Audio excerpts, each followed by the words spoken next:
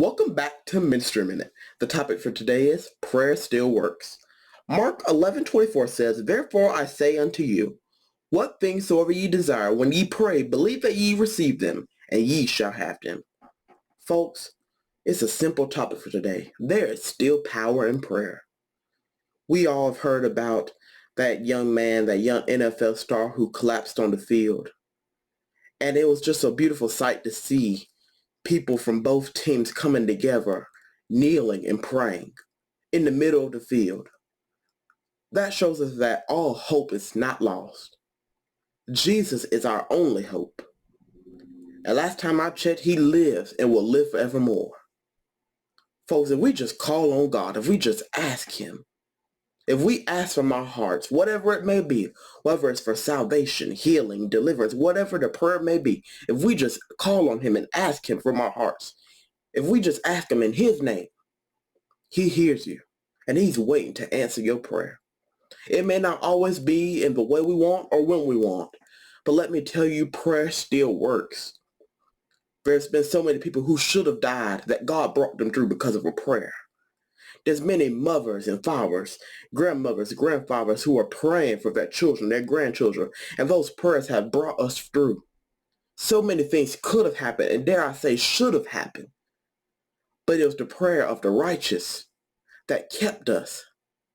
If it wasn't for those prayers, it may be a prayer that you may not even know that was prayed for you. But God heard the cry, the prayer of somebody, and we're still here. In the midst of all of our foolishness, all of our sinfulness, God has kept us. He answers prayers. Again, it may not always be in the way we want. We may not understand everything God does, and that's all right because he's God. He knows what he's doing.